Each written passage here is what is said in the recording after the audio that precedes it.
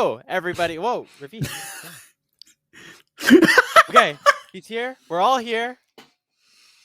We're gonna get through this. It's okay. Hello, everybody, and welcome to the first official NACL, well, unofficial North American Challengers League qualifier stream here on Salty Runback. Vanishing Ravish, Thousand Eyes. I am Grapes, your host. I'm just very excited to get things started. We have a lot of cool stuff for everybody here on the stream. Maryville versus Conviction is our first game here of the group stage. Everybody, how are we feeling today?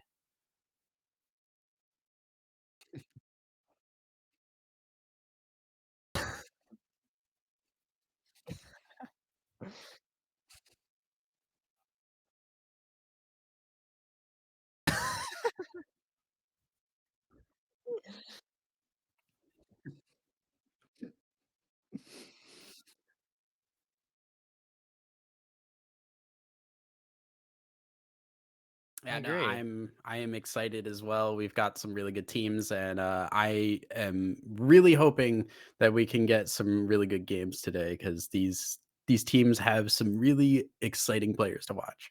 Yeah, well, in case you aren't entirely familiar with what's going on, this is the NACL qualifiers, which is the tournament for amateur teams to get into the promotion relegation against the provisional teams in the North American Challengers League. And the winners of that will advance to the NACL next split. So this is the first step in making that path into the NACL. We had a 32 team open qualifier last week, and we are here with a 16 team GSL group stage. And we'll pull up the first day of the schedule right now just so we can let everybody know what is going on. Of course, right here on twitch.tv/SaltyRunbackPod, we'll be covering Group A of the event with Maryville versus Conviction starting us off, followed by the University of St. Trevor versus Godel Gamers. And also on twitch.tv/SmackSide, you can watch her as well as a couple of friends cover Teamfish Taco versus Enigma and Doyen Tony Top versus Mirage. But overall, everyone, it's just pretty exciting day of games. Half of the group stage will be today, and half of the first round of the groups will be tomorrow. And we're going to start right here with Maryville versus Conviction. I'm not entirely sure how long we have to wait to get into draft, but I mean, Tessa, I know you covered Maryville a little bit Mhm. last week, and this is a very, very scary team. They finished 5-0 in that 32 team OQ. Yeah, yeah. I mean, they are looking really dangerous. I mean, we came into that game as well. I think at that point they were both 3-0, Maryville and Supernova, and Niles just absolutely carried that game. They gave him a lot of resources, and when we were coming into that, we were saying like, "Oh, Niles does really well, even without resources." So now you're looking at a top laner that's like capable of being really strong on an island and capable of being played around as well. Maryville is very dangerous coming into this.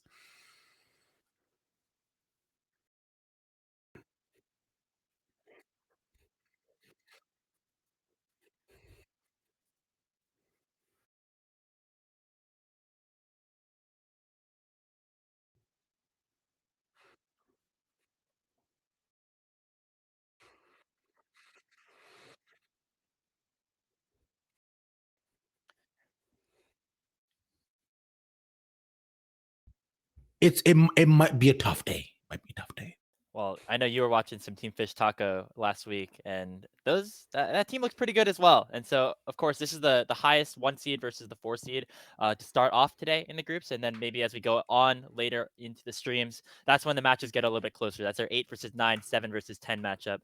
So that's maybe where things could get a little bit more competitive. But I Mhm. think actually this game has a lot of promise because Conviction, despite being seated very, very low, had to beat a couple of really good teams to get into this main group stage. I mean, notably that game 5 against UCI was really, really impressive. And Ravish, I know that you are Mhm. very familiar with the 80 carry of this team, as you've been covering him for a while.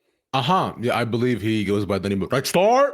The guy is the goat. Absolutely, positively. Now, speaking of the game you mentioned against UCI, right? Red Star was on a Caitlyn in a 52-minute game.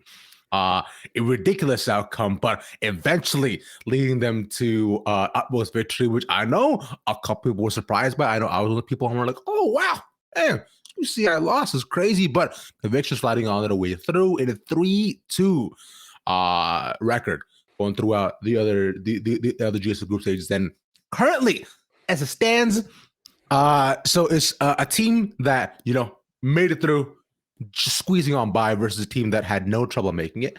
Is going to be a series to watch in today, I would say. You're trying. I feel like I know where you're going with this, and you just are trying to be as nice as possible here. No, what? This is gonna be fine. You know why it's gonna be fine, Grapes? I said it before. I'll say it again, because you got Night Star, the bot lane. That's all. I mean, so for what it's worth, though, we saw like throughout the Swiss bracket, there were a lot of upsets that people I don't think were expecting. There were a Yeah. lot of lower seeded teams beating top level teams. And once again, too, this is a new week. You're coming in not as fresh probably as you were, going through last week, right? So it's like if you're coming off and you're starting on a bad foot, like there's opportunities here for conviction. Mhm. And Yeah. also, it's the morning, so they're tired, and that might be True. another factor here. Based and true. Of course, Maryville is, I think, Central Time in St. Louis, Missouri, so it's like around noon for them. Not too bad. I know that some of us on the West Coast did have to wake up. Not me personally, but some our producer Kai specifically. He had to wake up very very early in the morning to get onto the stream, and well, it'll be interesting to see if that's becomes an issue for any of these teams, because this is probably the earliest that any of them have ever had to wake up for a League of Legends game before. I thought you were gonna mention that. We'll see if this becomes an issue for Kai if he has to wake up early. Oh, true. Talking about true. conviction a little bit more, because we are waiting for the draft to get started. This team has a lot of really new and young players. They have Nightstar, of course, Thor? who's been around for a couple of years. But then when you look at the other members of this team, you have Voxstrict, Ivan Yang, Aljun, and Nukes, and those players are all entering their first year of play, and all honestly look pretty impressive in the games that I did get to catch of the Open Qualifier with conviction. So always interesting to see a very inexperienced roster go up against, of course, a team with Niles, Odd Orange, Get Back. I mean, these are people that have been around for so long. It's of course, Get Back now eventually taking the reins over from APA to who he did play in the 10-man roster was last year with the side of Maryville, but that on its own, he was kind of going in between games where they did manage to find some subs for their side, and probably playing him with Evan RL more so. And right now, as it stands, Get Back taking the reins. He was quite good, I believe. Wasn't he the guy who played Nocturne mid as well? I want to say that was one of his specialties. So I mean, I don't think we'll see it today or ever, but it was a fun time when it happened. Yeah, and I mean Zyko and Shady also coming in too, just looking, Scary Jerry and Zyko, looking really good coming into this as well. Like they're newer players, but they've still stepped up. They've looked really good throughout, and Maryville went 5-0 for a reason. And when you have your newer players even doing well on top of that, that just makes you such a strong team. Yeah, it's going to be a really nice mix of experience and new talent, of course. But I think it's about time to get the draft started. Maryville versus Conviction. Ravish, Tessa, head us into the draft. Okay. Thank you, Bananas. Well, we'll get right on into it. I'm gonna throughout this day, I promise. I'm just prepared to just one word quips to just bother Grapes. Just different fruits every time, never the correct one. Oh, you found that. Well, that's it. My bit's done. Anything more than that. But as we look at the draft between these two teams, Maryville, of course, on the blue side and Conviction on the red side. Now, naturally, I think Conviction should be looking towards a much more top-heavy lean in terms of the bans they put out. But so far, what we've seen, it's Xante and Rise matched by the GP and Caitlyn on the other side of Maryville. Yeah, and the Caitlyn makes sense, right? Conviction in that last game they had, the Caitlyn was, really what pushed them over the edge there. Nightstar doing a great job. Doing a great job with that, and pushing them over the line to really just get them into these this next bracket here. And I mean the GP ban also makes a lot of sense. We've seen a lot of that, especially versus the Xante. So now Karma getting picked up here. We've seen a lot of teams prioritizing that. This is working with the Radiant Virtue a lot of times, but we'll see if they're going to put it mid, if they're going to put support, and what they're going to really want to do with that. The Draven and Elise pickup as well, really aggressive, looking for that bot lane focus here. this is gonna be fun suddenly. Now, look, when I saw B1 Karma, I'm thinking, are we back in 2017 again? Is this the life and times that we currently hold and exist? Are you crazy? But instead, of course, Niles is Jace, who one of the many champions that he's known for playing the top lane too. He is very practiced and tried on that. So they actually just secure him a safe pick, and they bring up the utility in the bot lane with the Jhin. So for going towards the next little phase, I'd be looking a lot more on some more damage on Maryville's side. But on the other end, dude, Draven Elise is solid. Draven Elise Nautilus on top of that too. Like, it's very clear what Conviction want to do. They know what their strength is, and they're going to lean into that, right? Elise has been so prominent as of late there. She has just so much damage, so much gank potential with the Cocoon. And then you have a Nautilus to set it up as well. Draven is just going to be fed so many kills if they can set that up correctly. Speaking of being set up, a decent matchup for in the top lane for the side of Conviction, with the Nara being picked up to that poke v poke. I've seen Nas play this matchup quite often too, and it's not too bad for either side. But of course, it's also one of those matchups decided by one kill. Sadly, on the other end though, Diana and Fiora picked up. Is that Fiora mid? I think it's Maryville? a Jace mid. I'm gonna go with a Jace mid because I don't feel like Fiora would have a very fun time into Azir specifically. But I do think the Fiora does make a lot of sense. Like we said, Niles has that control, has that power of that top lane. And against a Gnar, one of Gnar's weaknesses is like, if you can get in on him when he's in the mini form, you're able to usually beat him out. And if you can stick to him, and Fiora, not the worst at doing that once she does get her abilities up. You raise a really good point there, and I tend to agree. Because Fiora is disgusting. She's just literally the best, if not one of the best champions top lane right now. If you can pilot her properly, is here coming out though. I think it's a nice little mix, because that way, if we're looking at Conviction's draft currently, right, you do have a pretty good chunk of AP damage that they can utilize, and plus some pretty big damage dealers if they can get ahead. I'll be looking at bot lane, especially in the early game, to see if Draven goes kill level 2.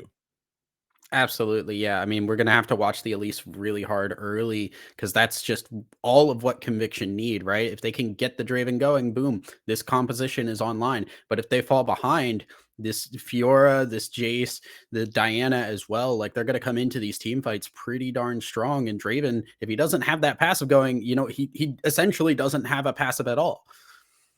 Yeah, it's a sad part, isn't it? We look back at the day, like, Nasus gets a 10% lifesteal, and Draven maybe gets to get some gold. That's it. If he does good enough, right? But aside from that, I do believe we'll be getting on into game in just a little bit as well, so we can talk more about that as we get in. But before we do, Tessa, I do have to raise the penultimate question to you, which is, okay, so how do these two teams interact? Talk to me about that. Yeah, so I mean, obviously Conviction, they have kind of just that early game presence on that bot side. The Gnar and Azir are pretty self-sufficient. They don't need a lot of help in order to get through their lanes usually. But the Azir is going to kind of be the backup plan. If the Draven doesn't get off the ground, if the Draven is not super strong, you have the Azir for some extra damage as you go through the rest of the game. On the other side, though, Maryville, they have a lot of skirmish potential, right? Diana, Fiora, Jace, even Jhin to just follow up really long range. There's a lot of presence there in the early game to be able to just like, okay, cool, we have push here. We can move in. We can try and play aggressive into their jungle and just usually win those out because we just have better champions early. Which that right there will signify we were saying previously that I said how Draven level 2 would be a big factor, right? We're also looking at just the level 3 ganks that have been so common for every single jungler, and I imagine Diana should path pretty much towards the exact same side.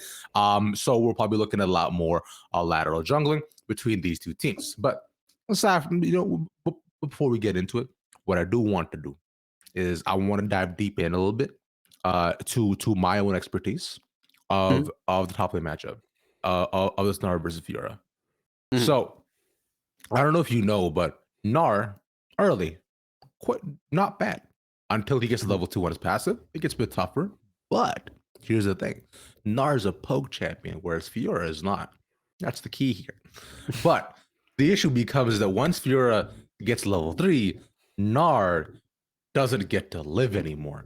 So, that is true. That is generally true. If you're So, a good Fiora, you're yeah. gonna get on that Gnar and you're going to just pressure him.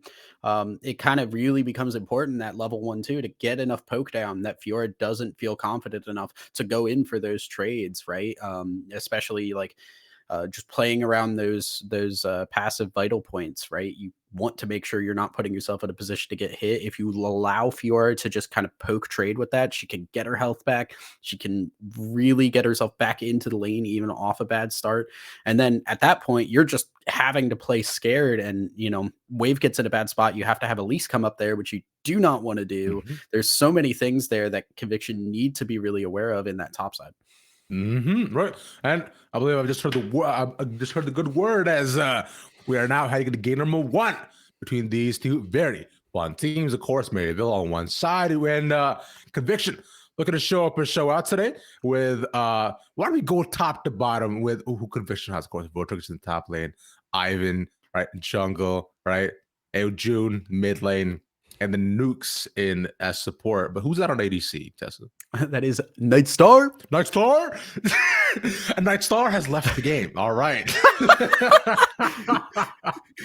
Was not a fan of that one. I apologize. Nightstar Please hates come the back. bit. Please come back. Oh my goodness. We ran him away, Ravish.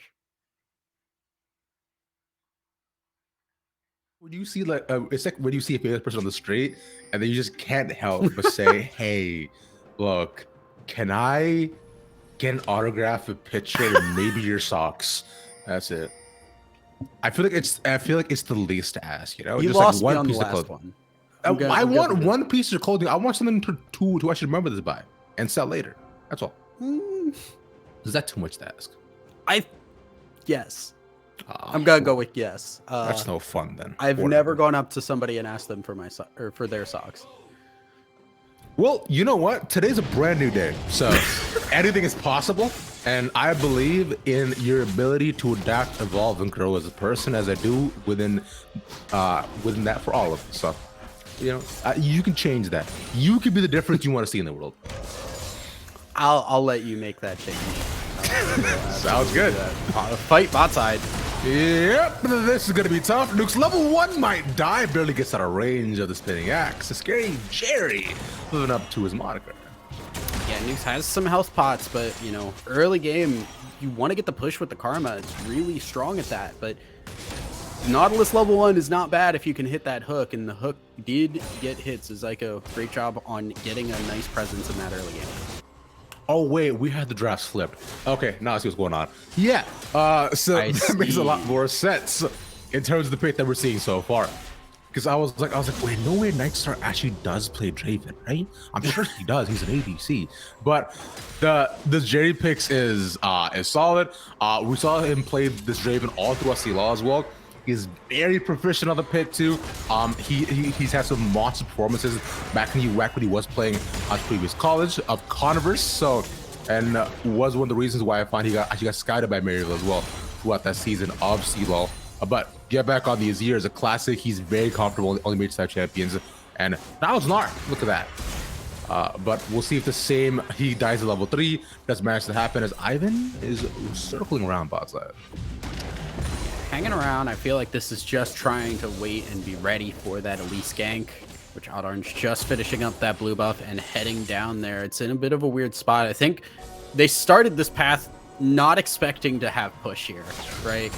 Jin, not the greatest, but Karma pretty solid, and Draven Nautilus don't have any inherent push. They're gonna go for the dive instead here, though. They get slowed down under tower. There's a stun onto one. Oh, the hook doesn't actually land due to where it's at, but unfortunately, too much tower damage will be the cause, but Orange should be able to get out. Ivan? One goes in. Ivan, there for the response. Yeah, still pretty solid, though. Elise gets both kills, though. So Draven not getting anything out of that outside of those 2 assists.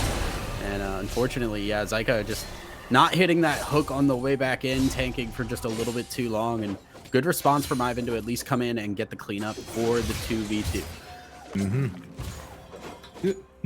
Nice from him, because we saw him circling around earlier, and it does definitely suck that, you know, because you want to be able to get your Draven ahead ASAP, especially a lane like this where you're gonna have prio pretty much all the time, or at least until 6, where, you know, Karma and Jin can start putting out some serious poke and perhaps have some sort of kill threat. But currently, speaking of kill threat, Auto Orange once again by mid-side. Look at the flash. Oh, there we go. Zeki goes in, and the flash will come out. June survives a lot of damage on Zyko.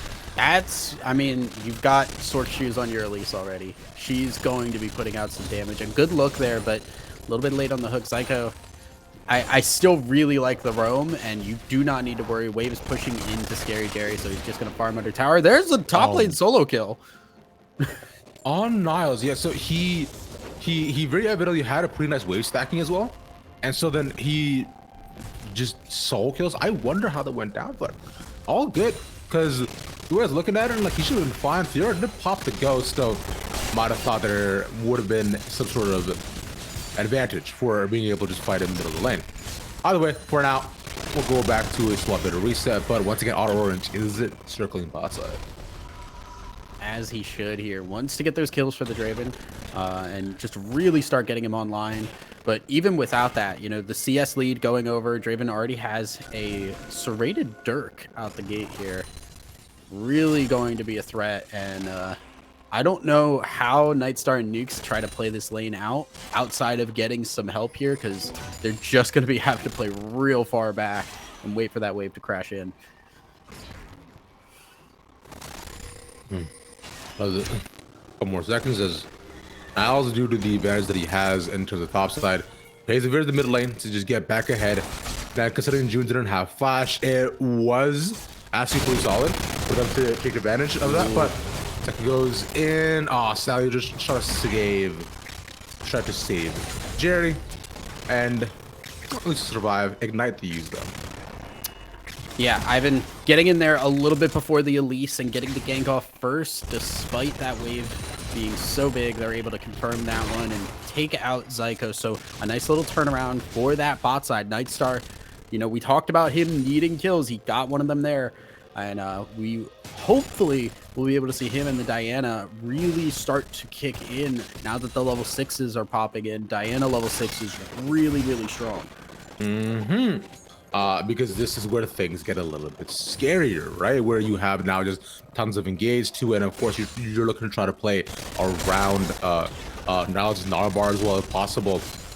Once he's getting more so out of lane, and just plus with the advantage he's already built up, you know, he's starting off 2-0. There's a Gnar, especially in a comp like this, I find you will manage to thrive, especially because the way you're looking at it, not many of the champs so far, once you build a little bit of MR, can actually burst you down, and so you have tons of follow-up too with Get Back, with On Orange and Scary Jerry just putting out pelting damage towards the back end of the team fight. Variable currently in a pretty good spot. Yeah, right now they're just hanging out. Niles has set up a absolute kingdom on the top side right now. Just 2-0 up on this Fiora, and should be able to control this lane, I think, going forward. Just the fact that we've already seen him be able to, you know, win this lane post the point where Fiora should start to have a little bit of presence. Gives me a little bit of hope. And yeah, like you said, once we see Niles start to move out into the rest of the map, it starts to get really scary for Conviction, because that Gnar is going to just fly in and smash everybody into that wall. Exactly that, but we still got a bit more time before that does happen. I'm not going for the Triforce build, so that would be extra pushing power and dueling power as well for himself, but a little bit of time before that actually does come online. But they'll take Herald, and now it's time to make your bets, Tesla. Where is Herald going? I am assuming this top side, because I would think they want to get this Gnar to help the rest of the map. You could take it mid as well, just to try and get Azir a little bit more.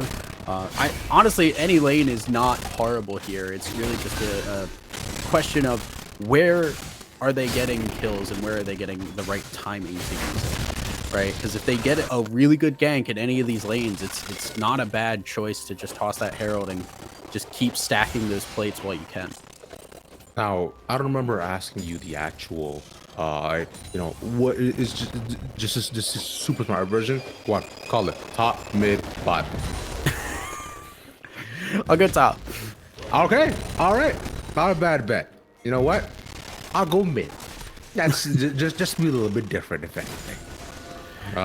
Because currently no lanes have actually taken really any tower plates, which says I believe now it's gonna be close to taking one of them, as they don't want to take in. Yeah, there you go. He's got one, so it's pretty decent. It managed to get some poke, one after the other, as he's had constant waves pushing in to Viltrix, who's had a tough time in this lane. It's only gone down by one, but he just can't duel an R anymore, as it currently stands.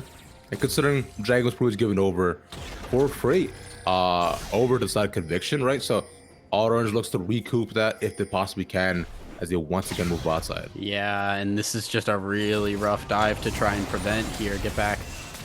Gonna go over the wall, but I think they're just gonna leave. Yeah, at least just get a little bit of damage on the tower, but there's not enough of a wave to even get a full plate either. So they saw this coming, right? They had some pretty solid vision setup that you saw both in brushes and the prime brush as well, all heading down. So there wasn't really much of the surprise elements. If anything, right now, Niles diving in the tower, has to hop out, but the duelist is there. One more hit should be it. Overextension happens from Niles and a shutdown given to Fiora. Yeah, really greeting on that tower, especially in the mega form there, where you got to get up a lot closer. And the Ghost with the Fiora, really hard to get away from that. You know, you love to see that against the Gnar specifically because he can be so slippery.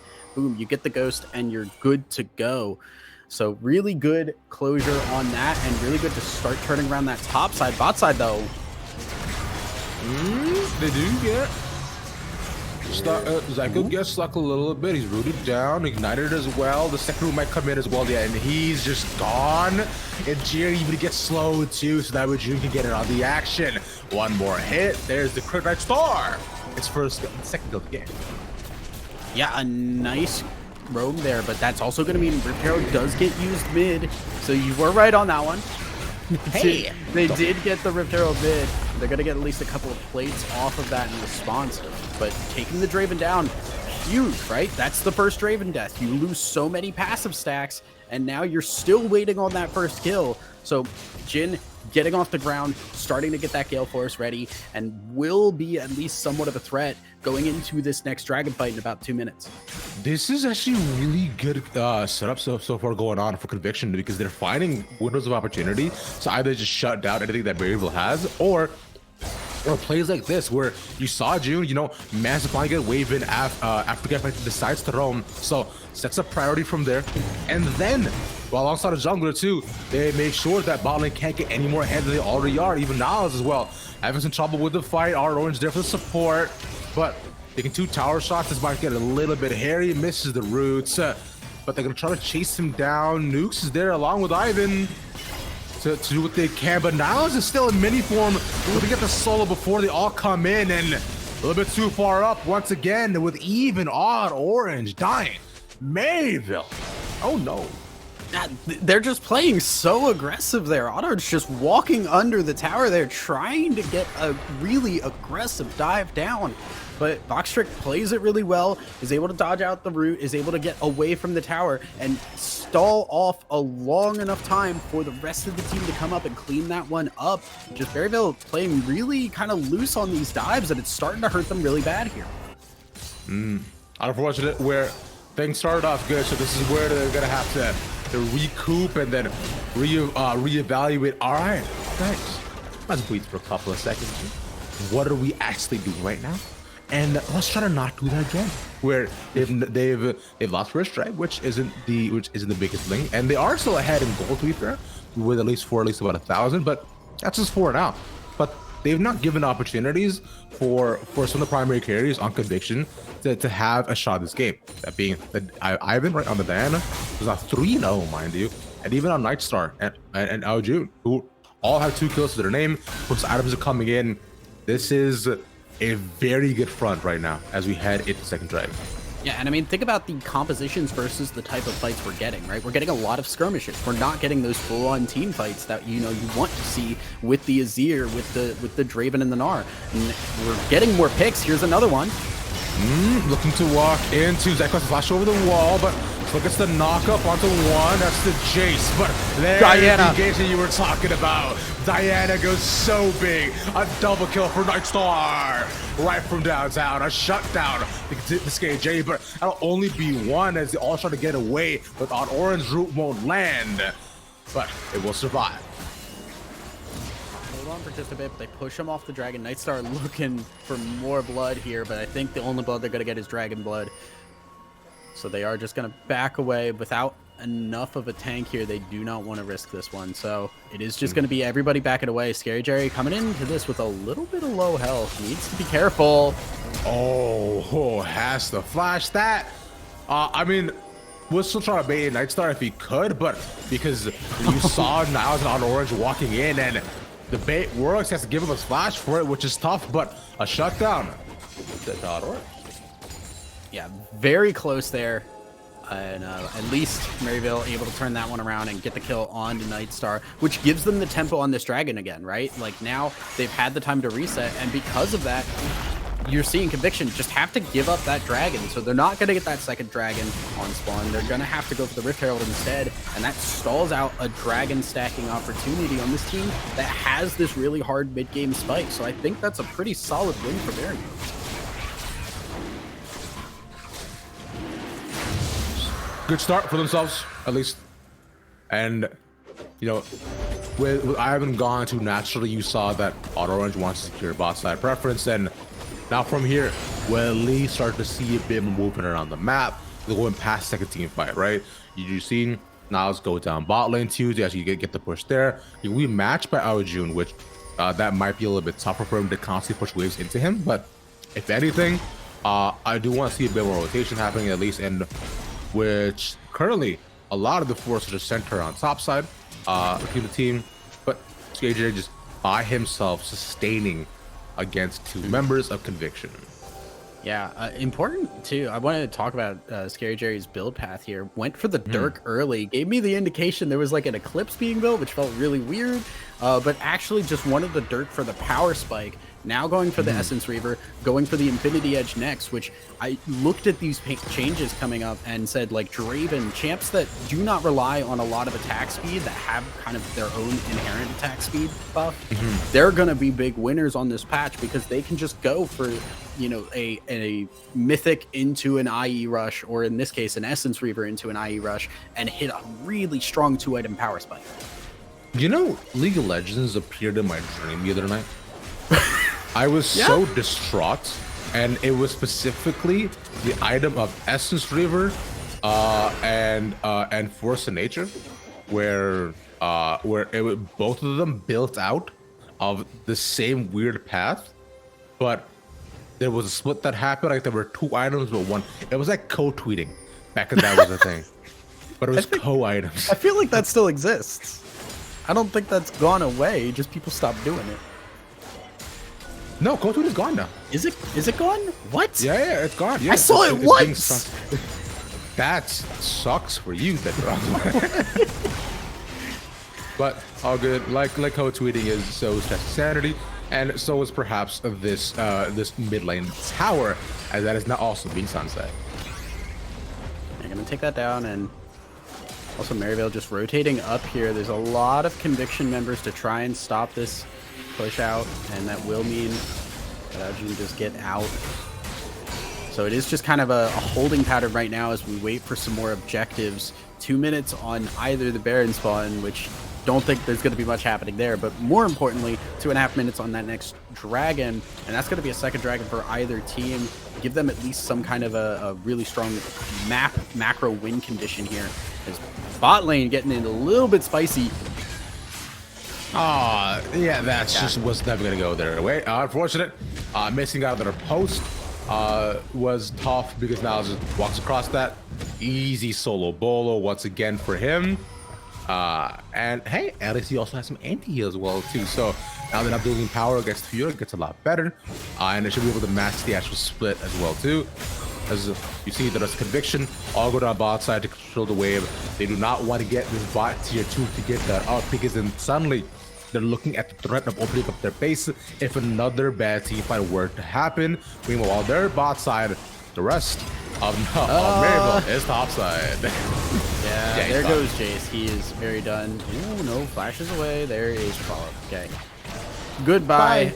A little bit too far forward there. You don't have a tower. You don't have any vision on that top side to protect yourself. And Ajun just going to get a little bit too far up. Unfortunate, but all good. Because you know when you're moving around the map like that, there's not a ton you can do. But hey, look at this! You know, Conviction getting the first tower of the game, and now desperately wants to stop a second charge. But I do not think he's going to be able to. He gets forced off, so that's even a better setup for the side of Conviction, where they're set. Ooh, big tier 2, almost down.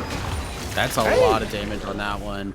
Did not expect that one to take that much, but they do almost take that down, set it up also right before this dragon. So look, now they get that push, they rotate into the river, get all that vision set up, and they are ready to go for this next dragon fight. They do want to take this one, but Nukes has to be a little bit careful with how much damage he takes. Because although he doesn't have the support like start around him, it'll be tough because he can't directly move in the 2v1 either, as of course there is threat of Maryville members hiding in the shadows, which although nobody was there, but now just confident enough to be there by himself and necessarily. But Carly dragging up in another second, and Maryville is setting up around bot. Yeah, unfortunately they do lose that presence, so a lot of that vision gonna get taken out, and now it's really scary for Conviction to try and go for this dragon because you don't know where the Nautilus or the Elise are, and if you walk into a bush and there's an Elise cocoon set up, somebody is going to die. There is no tank on Conviction here, so it's really hard to walk up and try and clear out wards or face check any empty vision areas. It's so scary, and because of that, they're gonna lose out on that second dragon after that. All good. You know, it's I found the eventual end result of what was a tough beginning for the side of Maryville 2, where they just recuperated and we decided, you know, after giving a couple kills away, that hey, maybe that shouldn't happen no more. Maybe we should just continue to, you know, group of us 3 and not decide to just die in the lane, where that's where we saw the rotations come in. And this is a lot of what Maryville does. Right, you've seen that throughout their time, either they'll have just unexpectedly phenomenal early games, or they continue to just have comp which scale in the late, which is what just shows their dominance, right? And previously in many of the games, right, you've seen some of them go anywhere to be as short as anywhere for 20 to a game that I once watched against another collegiate team, which was 13 minutes. That's how fast they won the game. But currently though, dominance may not stop necessarily here. I've seen this before. Indeed. But June, smarter this time, though. Yeah. Does have a little bit of backup here. Does have a little bit more vision. So they're fixing that error from previous. A little bit of damage. I'm going to go in and force that stopwatch. Auto is looking to survive. Pops up the repel. Will get it shut down to Ivan J. Yang. But now Scary J get back and also in. Flashes abundant. The shuffle is beautiful. June is now gone. Now looking to hop over. But the final curtain call, but the show must go on. Can't get any more, but 2 once again for Maryville. Yeah, I mean, Maryville really turning that around nicely. A good engage, but a little bit too focused on those 2 members. Did not get enough of the health bars down to actually win that fight, and then the turnaround comes through. The TP in from Niles, who was a little low health, but did have to transform immediately ready to go, and did get that ult down to just turn things, get back. Also, like you said, really good shuffle, just put damage across the entire team, and Maryville turned that around very nicely. And this is kind of what we were talking about previously when we go back to draft as well, where we were looking at Ivan to be, of course, what are the main engage points plus that Conviction, and he has managed to find really good start offs, right, and almost guaranteeing 1 every single time. it's just unfortunate that he can't get on the key members of Maribel. Although Odd Orange may fall, but then you still have Niles up, you still have Scary Jerry up, and they're the ones doing some of the most damage on the team, so they can continue to equalize as well. Because if we look at Conviction as well, a lot of the damage lies between Ivan going in, June getting a pop, and maybe Vortex being a big part of the fight, which he hasn't had much opportunity to do so as of late, as he's been forced out of poked out so often. And with this, Wave's going to push in. Not a lot of really great wave clear here. The Jhin has so little wave clear. And the Karma kind of falling off in terms of damage does just have that Radiant Virtue here. And, you know, with all that pressure mid lane, they're just going to rotate down to the bot side with that big wave, take that one out. Right now, Maryville just kind of have lay of the land. And I don't think there's a whole lot that Conviction has in response to this. They just don't have the damage to win these team fights right now. No, because although the situation is 4v3, Odd Orange is circling around, which they are painfully aware of. And if they can try to find a catch on it, would be nice. But instead, they've set up this 3.5 or 4.5, I should say, and then one split outside of Maryville, which allows Niles, because he is strong enough to continue to push mid and put pressure against Vortex, who cannot win in the 1v1 at all, unless due to some dire circumstances. And with the Baron push, you know, they're looking at these crack open the base if they possibly can. But there's a lot of wave clear on their side. Niles goes mega, hops out. Vortex almost dead, but here comes the engage. Stopwatch to delay. Exactly gets the pop up, but a shutdown on KJ. They lose a lot of their damage. Mayville might be in a top position, but it becomes a 1-for-1, losing your ADC for jungler. Yeah, but once again, health bar is a lot worse there for a couple of members onto Conviction, so they have to back away, and that just gives them a little bit of presence on this tower. A little bit more damage down. Odd Orange taking a little too much in return, though. But the bot side, get back. Getting a lot of work done on that bot lane tower, and they're just going to get out of that for free because Azir is just so darn slippery at this point. Not able to pack over the base or any sort of inhibitor, sadly. Off the Baron push. That bot one's barely holding on. Yeah, it is sneeze on him. Even the mid one as well, too. You know, just barely at just, you know, about half health. So at 192, that's one auto. That is it. For a couple of members, yeah. That's definitely going to be going down at the rate. Just one more push there on that one. But they're going to back away, reset, get this dragon. Once again, Maryville just kind of keeping control of the map because they had that mid and bot lane pushing. Just kind of set themselves up for that dragon. Now, Niles going to take away the red buff. Just more resources being just siphoned away from Conviction. Actually, this is the way to do it. When you have a lead like this, right, it's just about starving out your opponent and seeing if you get hungry enough to fight back. Because if you look at The Last of Us, right, that's what happens. Is once humanity finds themselves at their lowest point, how do they recuperate? And for Nukes and for the rest of Conviction, it'll be looking to get some gold for themselves. Maybe catching Odd Orange again if they can, but currently, you know, they're all stacked up as 5 to face up against Nala, but they're putting away focus in the bot tier tower, which that should go down. That's one more auto, but they can't step up past the line of scrimmage. Oh my god! Set off a beautiful engage. It goes down 3, but they don't manage to stop it. They don't have their damage. Actually bursts them down. They all manage to stay alive. The rest of the Mabel, A-okay. Now Nas hops in. That's the bot tier tower gone, but that might just be the game at this point.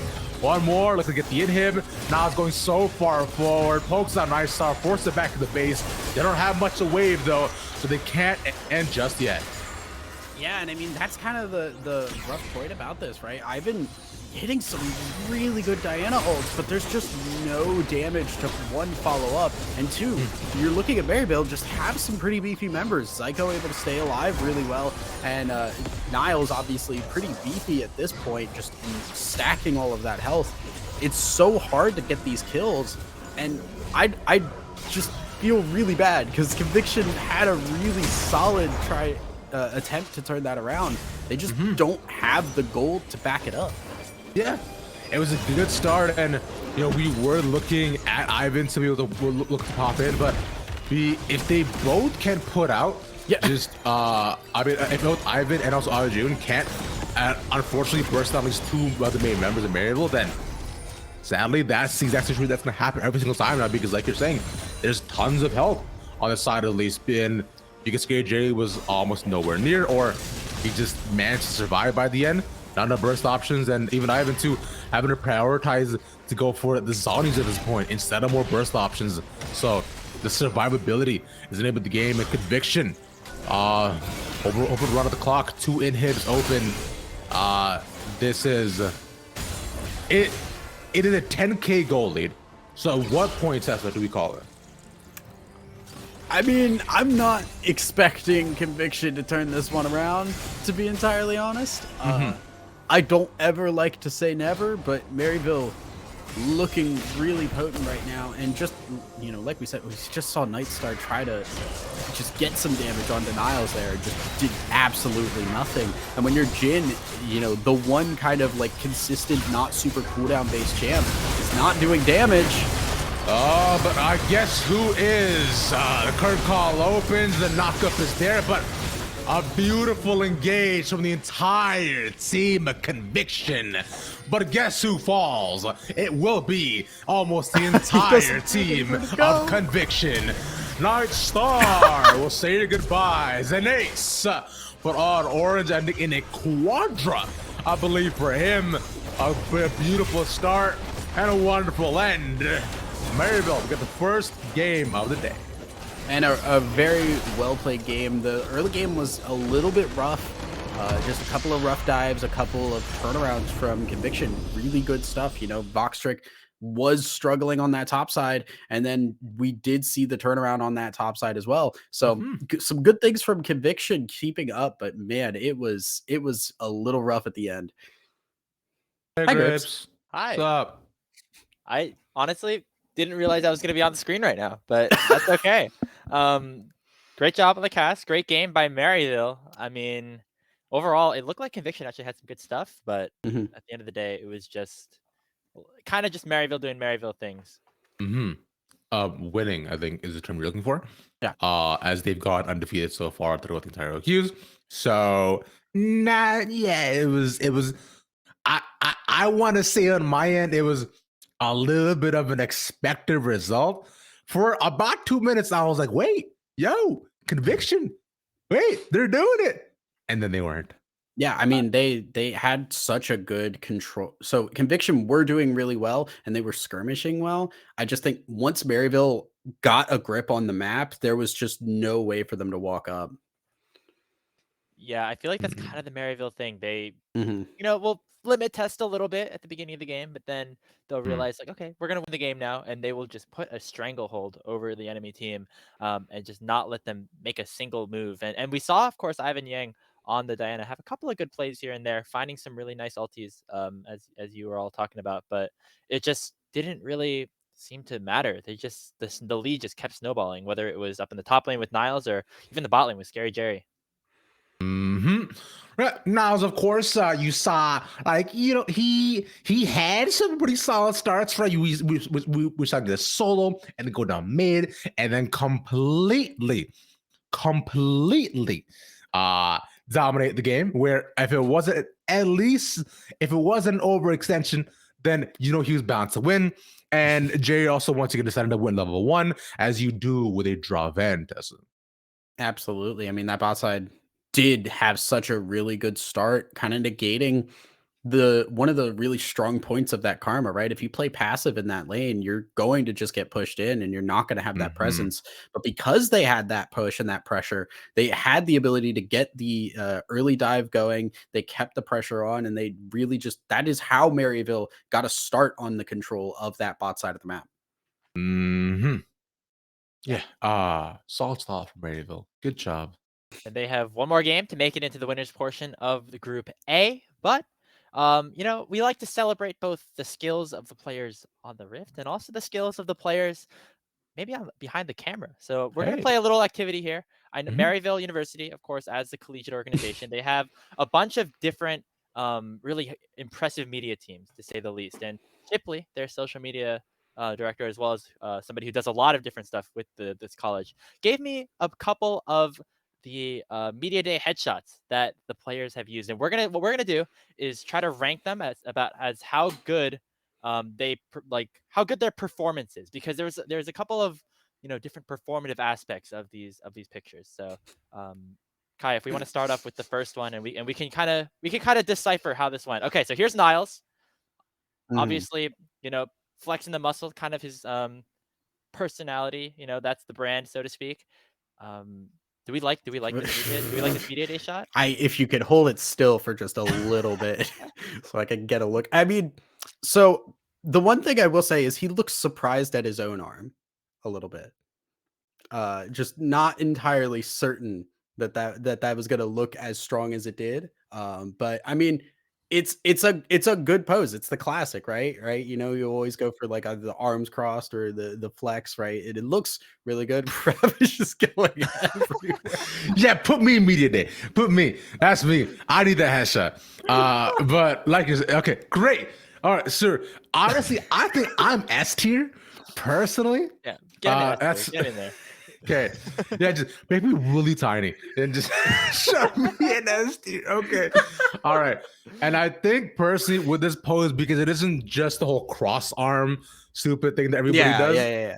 Yeah. I think this goes, as of right now, I'm gonna put it low S, high A. That's for Niles. Okay. My thought is that it would be S tier because obviously man's jacked, of course, but a little bit basic. I feel like the flexing the muscles kind of cliche. Maybe it can go in the A tier for now, but I think A tier. Can you flex those muscles, Grapes? I don't got nothing. I don't have the shirt for it right It's just now. non-existent. Niles has me beat like tenfold. I think. Let's go on to the next Photoshop. Next headshot. What do we got? Oh, it's Get Back. Oh, it's Get Back. Oh, we're all well, moving together. Okay, well this one is really cute. Look at Nar.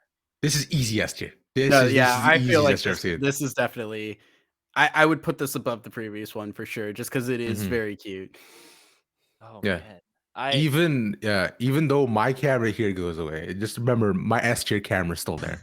You're pointing at it right now. Yeah. All right, started to Get Back doing this thing. Get Back had a pretty good game as well. Okay, this one a little bit unfortunate. This is Scary Jerry. They didn't have like in the folder that Shipley sent me, didn't have the full headshot of Scary Jerry. So I just grabbed this from Twitter. Not gonna lie, of course, Scary Jerry's new to the school. Pretty basic. Nothing special. I think it goes near the bottom. Jerry, the next media day, we need some good stuff out of you. We need some really nice photos. I need you to look scary. I need you to go like raw XD and all that. Yeah, no, that's a good point. You have branding there to work with. That's not Scary Jerry. That's more like mild-mannered Jerry. Mild-mannered Gerald. That's yeah. Okay. Nice guy, Jamothi.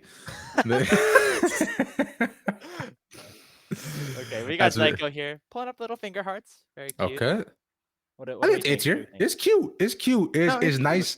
Like I think I would go for like low A, high B personally. So this goes below Niles in the flex. Below Niles for sure. I would agree on that one. I think it's cute. It's once again not like anything out of the ordinary. We've seen players do something like this, but I think it's a cute, especially just like the double ones holding up there, just like holding them out. That's a little bit different than just kind of the small kind of passive one we usually see. Yeah. If it does mean anything, this was the photo that Maryville used for their game today. So that might actually add a little bit of an advantage here and there. Okay. Last one for the Maryville team, we have Auto Orange, has the flex, but also has a Lee Sin, which I think is very, very fitting. It's a double flex. Okay.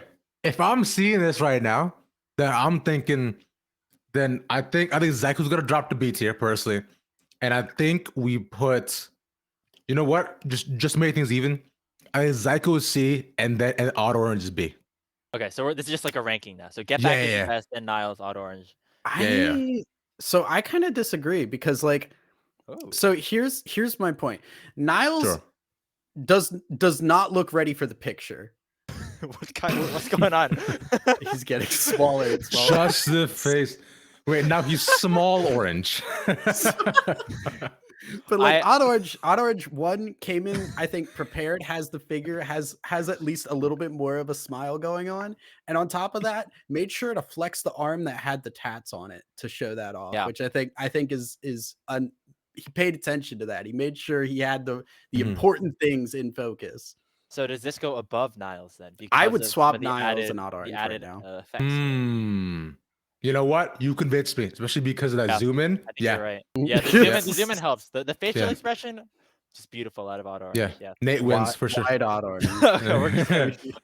The whole point of these two pictures is the muscles, the additional parts. But I guess we're just You're right. really focusing in on the face here. Exactly, man. Kai's so shallow, only looking at people's faces. Yeah. Wide orange. Call him Wide tangerine. The grapefruit right there.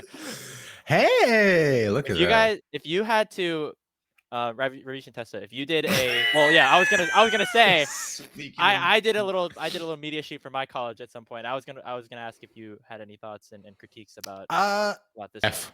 I feel like the posing could use a little work.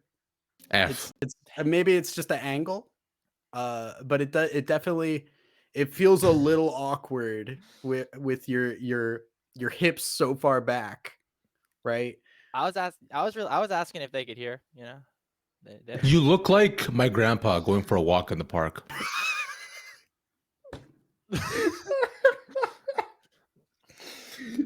You know, whenever he decides to just. Why is he twerking on it? Don't do that. Grapes is throwing it back. All right, yeah, because he threw out his back. Anyways, yeah, this is F. I'll be honest, Grapes. This is not it. I know you could do better. That's why I was hoping for some praise. I was gonna give it at least a C. Mostly just you're too nice, Tessa. That's this is not it. That's all right. No, that's fine. It's fine. I'm not hurt. You know, good. You know what? I just need Shipley to take the picture of me next time. That's all. Exactly. But you know what? Negative reinforcement will produce a better result. So there you go. Hold that with you. Just keep going at me. Yeah, that's all. Yeah. Ravish, if you and had your hair. Yeah.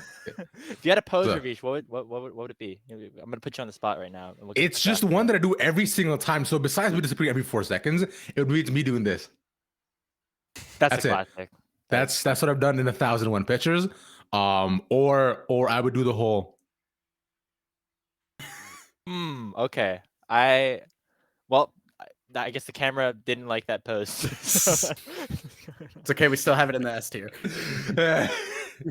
All right, Tessa, what about you? If you had oh my god! It's media day. Your esports team. You got like a post on socials. I mean, where are you going for? I don't even know. I just have kind of the basic white girl poses of just the pretty little cute faces. That's really all about I got. Hey, that's valid as well, honestly. We don't have enough cute pictures in esports.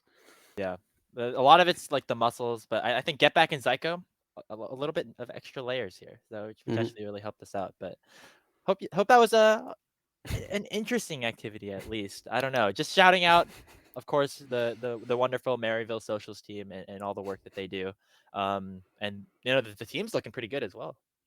Definitely. I mean, they had some rough spots. I wanna give at least a good bit of credit to Conviction to be able to capitalize on that, because we did see a couple of rough dives on the top side, a little bit of over aggression, overextension that Conviction did recognize, did capitalize on. But overall, you know, when Maryville was on their game and they were playing, you know, really, really aggressively with their vision and trying to get those picks, man, I don't feel like there's a way that you can walk forward in any of your jungle at that point. Yeah. There you go. I wasn't sure if you cut out on us, if you're actually still here. The camera's just. You know what? I wasn't gonna talk to you from. I was gonna talk to you from beyond the grave. But as a wait, hold on, yo, I just had such a good idea. So I was thinking. So if your name was like something kind of like York or something, so your content piece could be called Beyond the Grave, but because of your name. When you deep dive into stuff, it'd be called Beyond the Grape, and Beyond the Grape, where you're peeling back the shell, peeling back the skin. There's so many layers. Peeling back the skin. Nice. Yeah. Okay, we're gonna. You're microwaving the grape. You know, if you put them in the micro, they like explode. I think Yeah, when you yeah. stick grapes. That's Are you, why are you familiar with this? Are you not? yeah. Look I'm at the not. name. Look at the name. You see, this is kind of Yeah, my yeah, yeah. Yeah, I This just is area of his didn't. thing. expertise. It was just grapes, not microwavable grapes. Well, you know, it doesn't go well when that happens, as we obviously, of course, mentioned. We're receiving word the draft is ready for game 2. We're gonna peel back the Yeah. skin of the rest of this series and um see, see how it goes. Yeah. Ravish, Tessa, the floor is all yours. Yay! Peeling back the skin of grapes. Yay! Peeling grapes the skin. Stop. That's awful. God. That is awful. Okay. You know, if you freeze grapes, they taste like ice cream. Or when you take them out, they taste really good. I will take your word on that. As you should, as everything I've said is correct and true. Understandably so. But as we head on into game numero 2, we'll see what Conviction wants to do. Yeah, so far looking pretty similar, except for the karma ban this time around. So things going to switch up at least a little bit. We're not going to see prioritize karma. I'm assuming we have teams on the right side this time. So Maryville going to be on the blue side, and we'll see the Varus as well. If I remember right, that was also banned the previous game. So Yes. that's also just going to stay the same. This time, though, the Ashe pickup, once again, has flexibility, can be AD carry, can be support, has been pretty decent at both. I would assume with the current AD carry changes, this is going to lean more towards a support. But the Jace coming back, once again, this time going over to Conviction. Yeah, but Ash AD carry is cringe. I don't know why you play. I don't know why you want to Ash to play that. Because you're just so much better as a support because how long you can just refresh her arrows. It's just so much better. The CC is disgusting. I play traditional supports. I don't want to play AD carries in the support role. I don't like this support meta. But regardless, we're getting the Amumu. Once again, probably the support coming in and going to get at least a little bit more engaged tools here for Conviction that we didn't see last time. It was all on the Diana. This time you have a little bit more setup from a tankier member. And hopefully that gives a little bit easier of a time to try and face check these bushes. So Maryville looking to lock down some more of the safer picks. And especially considering they got to guess who they're going to win to in the AD role, they give the Ezreal over to Scary Jerry, prioritize that. And we're looking at the odd orange classic. We saw this actually within his headshot of the Lee Sin. Pick it. I dare you. Lock it in, Nate. Lock it in right now. I dare you. Lock in the fiddle. And I want to see this happen. Yeah. It's Lee Sin. Yep. I knew it. Lee Sin, obviously Odd Orange really comfortable on that champion, and it does give that level of aggression too. It's similar to the Elise that can just really snowball games, play really hard with that, and it's just a lot of damage on Maryville right now. So we'll see how they want to finish out this composition, because right now it is just like a lot of kind of mobility, a little bit of engage, and mostly everybody's trying to hurt everybody else. Well, if you think about it, in every game of League of Legends, everyone's trying to hurt everybody else. Oh, yeah, but they have roles. They have things they're doing. These are just damage dealers for the most part. Well, I don't have a role. Whenever I load into League of Legends, I go wherever I want and I play. I take whoever's waves and then I just chill and vibe. What's your win rate like? Numbers are a fallacy. All that matters is what I see in front of me. All right. I see. Do you see color? So Camille's banned alongside Nara on both sides. I'll take away the options for Niles once again. And along with that too, that'll also be the Aurelia as well. So taken away. So Maryville once again don't have the big damage dealing options either. Now we're looking to see what Maryville takes away as the final ban to take away for that Conviction. Considering they've already limited the ADC pool and Twitch is gone, maybe the Fiora, and there it is. Yeah, the Fiora are going to get taken off. So now a lot of those, aggressive top laners taken away, the Cassante down as well. So now you're kind of scraping the bottom of the barrel here, or maybe just looking for some tanks. The Pantheon hover right now would be an interesting one, and it really would settle in Conviction to having this really strong pick composition. with the Twitch able to show up anywhere. The Xin Zhao gives them a little bit more of a team fight, right? Now you've got a Mhm. little bit more of the AoE, you've got the ult from the Xin Zhao as well, and he's really strong early as well.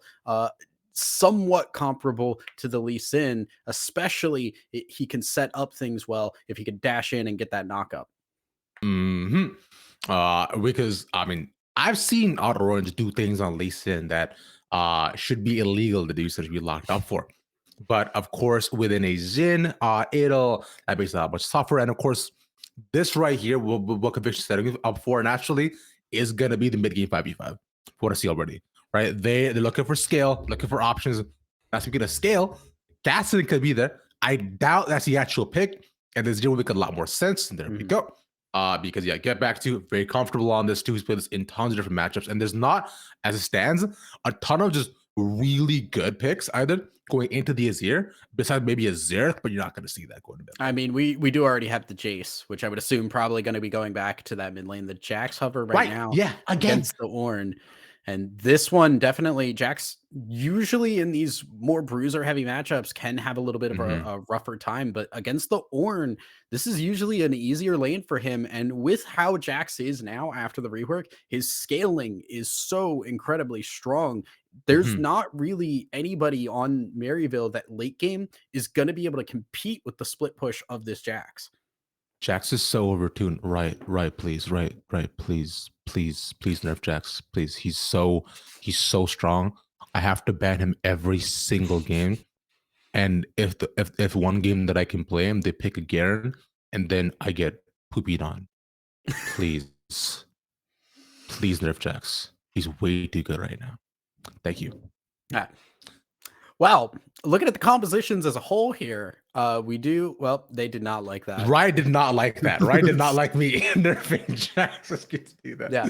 So looking at these compositions as a whole, right? The Twitch is really interesting because you do not see a whole lot of it currently. It's not super potent, at least in competitive here, but it does create a lot of really interesting opportunities, especially when you look at how many people in Maryville are pretty squishy. You get to a point where the Twitch can just pop up and show up in a fight where the Ashe is mispositioned or the Azir is a little bit too far up. He ults, boom. You're going to be able to wipe out a lot of people here. And that's so hard to play around if you do have conviction getting a solid lead in the early game here. Exactly right. That's because conviction, as you've seen, is they've started off with some small lead for themselves, but nothing really concrete to convert it to a better time. Now, if we were to talk a bit more about what Maryville has done previously, that hey, that we could dive all into it. But I think the biggest thing has to be is for that conviction is number one is if Twitch can survive in lane up until at least an item and a half or 2 items, right? If Xin Zhao doesn't get bullied early on, which considering it's up against Lee Sin and it's also auto orange, he will. If Jax has enough space to actively split push in the game. Because I mean, if you're looking at Jax, of course, his team fighting prowess is great, but if considering how Maryville likes to play, you're more than likely gonna see, Niles, going off on his own, setting up ways for himself. And Jax needs to have both the confidence and the lead to make sure that Niles cannot do whatever he wants, especially on his Ornn. He becomes an assassin, which is tough. Yeah, it's not going to be the easiest thing in the world, especially when you look at, you said Twitch needs to survive. It's the same concept as what we saw in the previous game where you had the not Draven and they had to engage early. If you sit back and let this level 1 play really slowly, and just play scared through it, you're going to get poked out by the Ezreal Ashe. It's going to be really difficult to try and move up. You have to really be confident in your calls. And hopefully that means conviction also have that Xin Zhao in a good spot to be able to come down and help out and get something going for the Twitch. Otherwise, I feel like Maryville's bot lane just going to be pushing in. And if they've got control of that bot side, Lee Sin's then free to try and harass this Jax on the top side and keep him from getting as strong as he can do into the late game. Jax is good no matter what, as long as you get items. I learned this by playing Jax, losing on Jax, and then eventually, as you got towards late game, I started being so disgustingly strong that it was a crime. Where I'll even tell you, look, if this was a Garen game that I was playing against, I got smacked around in lane. I was, I think, 0-4. It was not a good time. That Garen got to do whatever he wanted, and I barely got a farm. But then I got to go bot lane. I got to farm. I got to 2 items, and things started turning around for me. It was the second arc in a Hallmark movie where, suddenly the small town doesn't seem too bad. Everybody seems so nice and charming.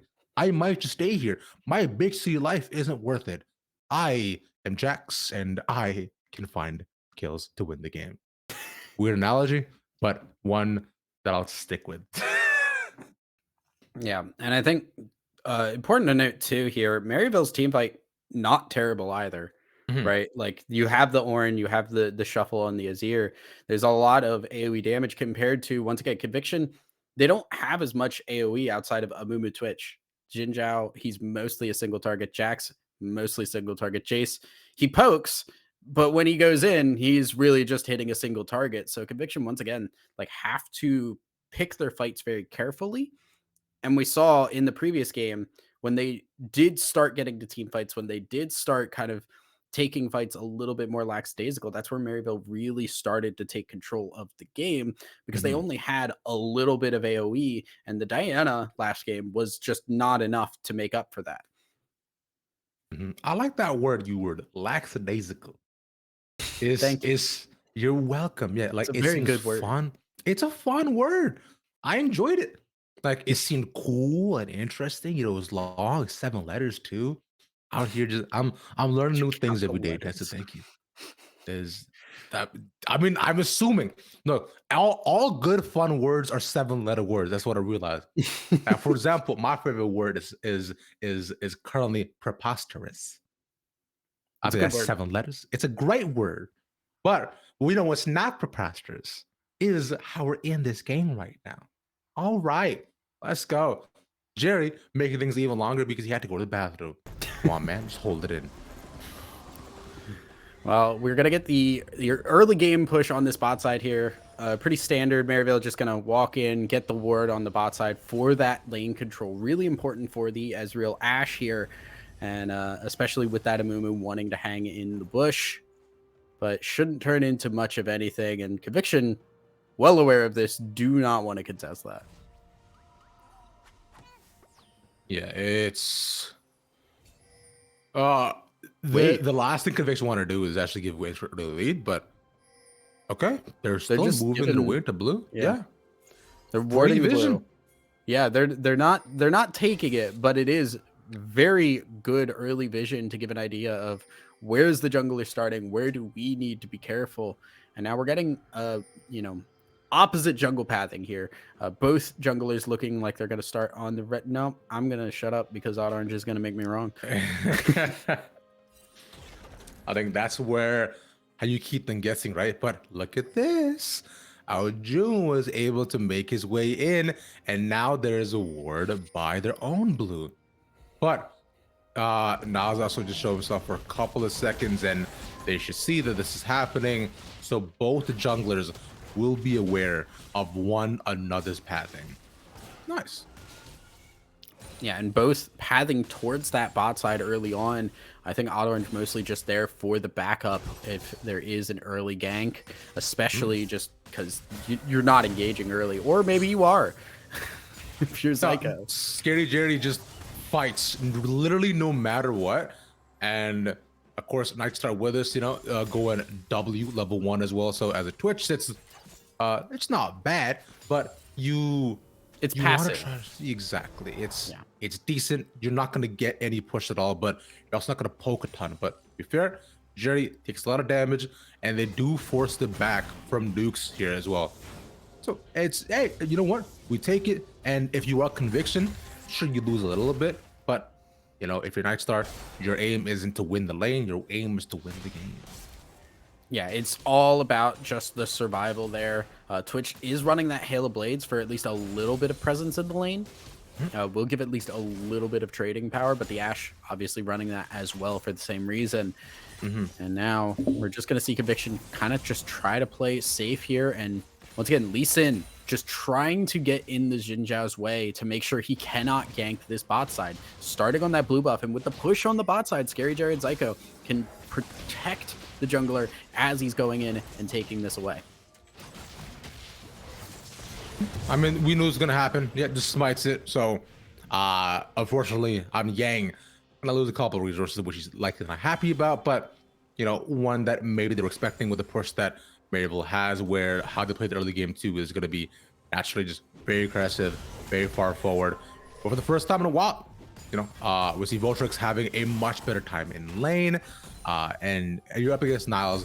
So against an Ornn, it's naturally going to be him just getting pushed in pretty much for quite some time until Niles can get some armor in, where the dueling power with the Ornn does come in a lot from him being able to land his bellowing breath or just build up the actual brittle stacks, because that's where you do most of your damage. But Niles, though, is he looking to fight?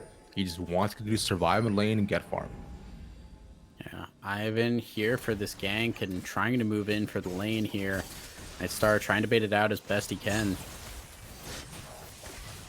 They do. Okay, we get the root back. A lot of damage on Scary Jerry. Auto Run just once again just roaming around. Oh, they see As him. we saw what Ivan do previously. Not able to get the engage. Wind, sadly, will just stay Wind as Zyko and Scary Jerry. So chilling, but they're setting up for a dive. But their Auto Run's there. Just scare them away. And Conviction runs. Good dodge on the Lee Sin Q. Could have gone a lot worse if that was not the case. Meanwhile, topside getting a little bit feisty, it seems like, as Boxtrick in a little bit of trouble. But that's good over Banals, though. Doesn't have a ton of damage, so he can't continue to follow up on this. But with the wave kind of pushing again, he's decided, oh, he has to take the fight. Flashes out, no dodge. And we'll walk away. So that will be the flash burned here, and Boxtrick just kind of on the back foot as well in terms of the wave. Should catch up a good bit here. An early Bramble Vest here against this Jax as well. So that will make it a lot more difficult for Jax to actually get damage down. We'll see. Boxtrick gonna back here. I think it's just resets all around as both players want to buy and get their health and mana back. Yeah. A much slower, much calmer start to the game that we saw previously. But currently, you know, we still currently with how the game has actually panned out, let's say. You know, we look at Maryville and both on the Conviction side, where they both want to just accumulate as much gold as possible. And before they at least try to get aggressive, but if it's Scary Jerry, you shift in and want to make sure that Nightstar has a horrible time wherever he is. But to be fair, he's a Twitch, so I don't blame him. Yeah, I mean, he could also do it just because Nukes is also not in lane. He's hovering on the outside, trying to give the indication of a possible roam or something like that, and only showing up when really needed for the Twitch there. So it is just a very kind of, they're holding back here. Ivan in trouble, though. Takes a bunch of damage. That robot taken away. Nukes is there. They're looking at one more auto might be able to take him, but first blood. But over to them, there's a shuffle. Get back gets his, so it'll be 2 for 1 again for Maryville. Yeah, and Orange able to keep alive just long enough, and Ivan almost doing the same there, but the follow-up was enough. The push from Scary Jerry and Zyko, once again, giving them the presence to get up there when Nightstar could not leave the wave. Boxtrick, once again, really low health, playing with fire a little bit here. How did he... I gotta take notes, bro. How is Niles winning this matchup? Because now I'm like, hey, can I do this too? Maybe? I'm not Niles, but I need other options to play into this Jax, man. It's way too good. I mean, I think the real power is just the abilities are just doing a lot more damage than the Jax right now. Jax can trade decently, but he does kind of rely on those auto attacks, and if Ornn can keep the distance enough, it does become a little bit more difficult for Jax to actually trade effectively. That's kind of just really the big thing. I didn't actually get a chance to see what Niles is maxing right now. So maybe a bit more of a I'm gonna go Q with max. Oh, it is W. a W max. Yep, Okay. W. I've seen in some cases just going for the Q max just to keep that range up and keep the presence. So this is a foreign top lane fact that I cannot talk about because I know this. So W max actually I find has been the standard for quite some time, especially if you are an Ornn, because you're looking more so for supremacy because of all of the fighters that you are now facing in lane. The Q max was definitely there previously, but that was when, you know, there was a lot more damage in the Q, and the slow was actually much higher on the Q pillar as well. So so with that, because that actually has been nerfed a fair amount, you know, the most you can do currently is just your Q is there for setup and just setup, right? It's like trying to max Trundle E in lane. You're not doing that right now. It won't do anything for you. There you are. There's your little top lane little fact. Thank you. Ravishing rubbish. Yeah. Lessons. But regardless, bot side really not going well here. Nightstar not having a great time. Ivan's around for the backup, but man, you are not getting this far, my fear. And he's just been stiffed out and lacked experience. Like he's down, I think, over 25 farm already, right? And not a level at least, so he's managed to stay in lane and stay in range, if anything. But speaking of getting out of range, June has to move back. But with the way the wave is, and the get back might be the one who actually has some trouble moving in. They're both just gonna find ways to zone one another, dodges the Q, and June walks out with auto runs there, just making things scarier. Yeah, this is a much more controlled game for Maryville. At this point, we were seeing a lot more kills, a lot more back and forth. This time, Maryville, they're not getting the kills, but they're getting the gold in other ways. They're shoving lanes. They're always there for the follow-up and making sure that Conviction does not have an opportunity to capitalize on any of these early game plays they're going for. Odd Orange now taking a lot of damage, though. Drake it puts out some pellets, so not in a position to really tank it enough, and with Ivan still up, right, this does become just a leash, a Conviction where they'll once again set themselves up for first dragon. KJ can just actually poke this, but still not possible at all with the smite. Conviction finding small ways to stay in the game. Definitely a good turnaround there, but there is the Ashe ult, and there is no flash on Nukes. I do believe he is going to be just going down. Yep, that should be it. Zyko picks that one up, if anything. I would have liked to see that on Jerry, but it's all good. He gives some love for the Ashe too, because remember, those arrows will also start to hurt as well. If anything, though, Maryville will just continue to sustain this lead that they've slowly built up for themselves alongside with farm, with lane dominance they currently have, right? Because even right now, it continues to be at a steady and healthy almost 2K. But once tiles start going down, once plates get being accumulated more by more, one by one, because it even puts that to, we're looking at first tower drop. I believe repair looks to be taken right about now as well by Orange. Yeah, and once again, push allowing them to do this here. Important to note too, just looking at build paths right now, Ezreal rushing the Essence Reaver. I'm hoping and curious if we're going to see the Nabori Quickblade second here, just because you do get that so much quicker now. It becomes really strong. It was I'd seen some people talking about the power of those two items, Smack specifically bringing that one up. And then on the Ashe as well, we're seeing the Axiom Arc Rush, which we've also seen Ashes kind of go for a little bit more often, just to really capitalize on that ult. Even though you're not getting the damage from the Imperial Mandate, you are getting more ults and more setup for your team. Navori's fun.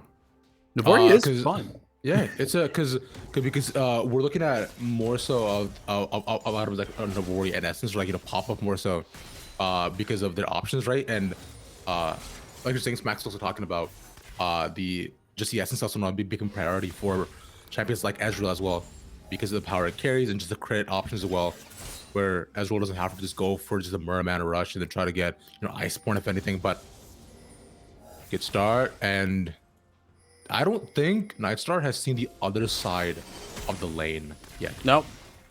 We have not gone past river, and I think that's really to be expected here. Odd Orange just also showing up. They want this tower down. They want this bot lane that has gotten such a strong lead to just be able to go mid, set up better Ash arrows there, because then it's a little easier to hit those. And they're just going to get the gold funneled.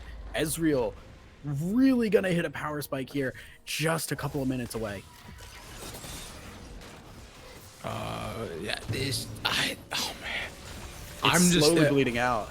Because I'm thinking, if I'm Conviction right now, and the game is just kind of falling away from you, what are we doing, right? Yeah. Because we talked about in draft how their main aim is the 5v5 as they have all the engages, but they can't even seem to find that right now.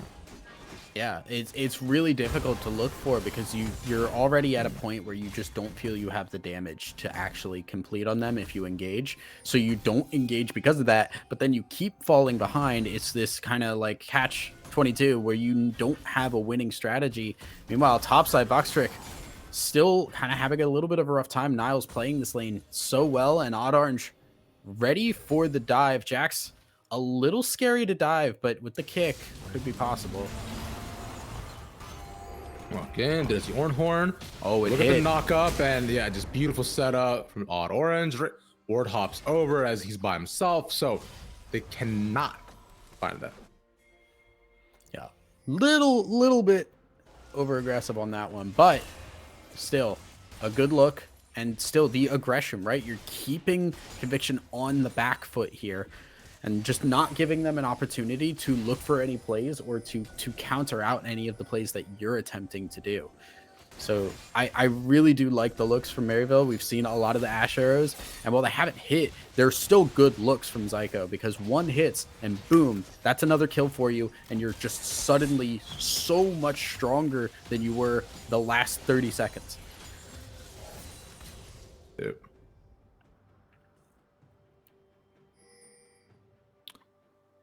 Just, I don't know what to do. I don't know what Conviction do at this point.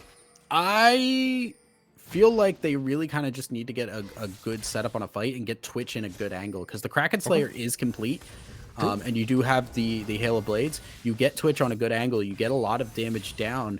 Nightstar a little bit in a rough spot, does get away thanks to the move speed. TPs are available for both top laners here, and that's a little bit more scary for the Ornn, because that Radiant Virtue is completed. Asking time though, but Conviction now in arrow, but there's a sad mummy out to 4 people. Ivan now next up. Auto takes a bunch of damage, so if they get the jungler down, this could be it. Oh, big stun. Big stun for Botrix, and there goes Odd Orange, no dragon, but as Get Back looks to find one for himself, all he'll do is push away the rest of his team. Yeah, Nuke's hitting a massive Amumu ult there, and now, oh my god, Aljun. One more looking at it. Yep, that is a big knockup, and now Niles comes in where what was a top situation, and they were thinking this was all over, but Maryville still find theirs, but Dragon will not go to Conviction. Yeah, Conviction do get the dragon, and they do win that first fight really well. They did get Nightstar on a decent flank, didn't get a whole lot of damage down, but was enough and was not in a position to really be collapsed on there. And then you did see the Jax coming around, massive stun from Boxtrick, really good counter-strike on that one. Just a little bit too aggressive after the fact, trying to go under the tower, and the stopwatch buying enough time to turn that one around. And Niles, he showed up a little late to that fight, but he did end up doing a lot of work on that second part of it there.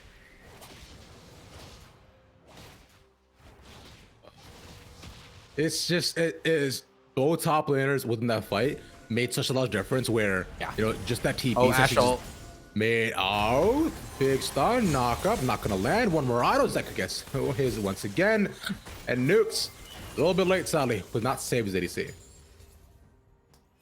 Yeah, and that's just really tough to deal with, right? Like, mid lane's supposed to be the safe spot, as Jhin ult will be used for protection as well.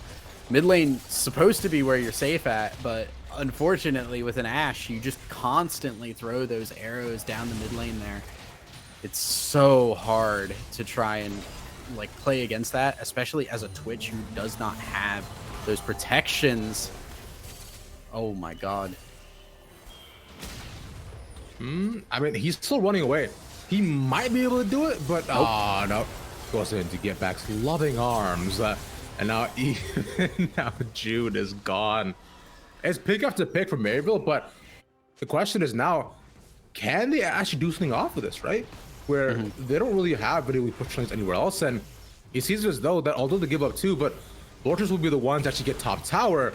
But running out of wave, and they get back will at least save it, but it's a couple hits from going down. Yeah, still looking for gold for Conviction here. Down about 5k at this point in the game is a lot of gold. Now, Ivan looking to show up here, but there are a lot of people, and with Get Back around, you cannot try to take that Rift Herald. Every time Conviction try to go for something, they tried to take something across the map. They tried to say, like, okay, we lost this here. Let's attempt to do something. They're just one step a little too slow, and Maryville reacts so quickly. Ash ult again. CC from afar, but there's not enough people there for analysis to keep them interested, if anything. One going in. Jude knocked away immediately by Odd Orange, so engage options taken away. Now it's not looking at another, but as a poke is more than enough from Scary Jerry towards the backside, so that will just force Conviction one by one all out of there. Oh, nice ult by Ivan to survive. Ivan barely keeping himself up, and you know, we saw Nightstar, another Ornn ult coming through on the mid lane. This will go in. As the walk back, Vortex survives and push back. Will allow Get Back to get one more. Another kill going over too, and now all of a sudden, all of those small leads that we saw Maryville really taking advantage of have just ballooned into something that they can really push the envelope with, and there's just not enough to respond with, right? The Twitch just not doing enough damage yet. We saw in that last fight, Nightstar really playing passive, really trying to make sure that the positioning was right, but by the time that invisibility ended, there was just still no opportunity because the Ornn is so big, because the rest of the team has started to really pop off in terms of damage. There's just no opportunity to move up. And once again, Conviction, they don't have like a super hard tank. The best they have is this Amumu, who has steel caps right now. Tragic. hey, he has steel caps and he has a null magic mantle and the cloth armor. That's true. So, a lot of resistances. At least 25 of them. So he's scaling. Things are happening for nukes, but that'll just take some time. I mean, so it's a little unfortunate. It's kind of just par for the course when you're playing the engaged tank support on a team that is falling behind. You know, you're kind of inevitably going to have that happen, and now unfortunately Ivan going down means Baron on the menu and probably going to be gobbled up here by Maryville. Unless Walter has something to say about it, he does have one item, so he can perhaps look to get Odd Orange away if Nukes goes in with him. But there goes the arrow. It does go wide of the take. That Baron way too fast. Oh no! He was thinking that he was going to walk up a little bit more, doesn't get the knock up. So, but there's just so much follow up from Odd Orange. The rest of the team, Nukes should just go down. There we go. And finally, the knock up does land. It'll be gifted over to Nate.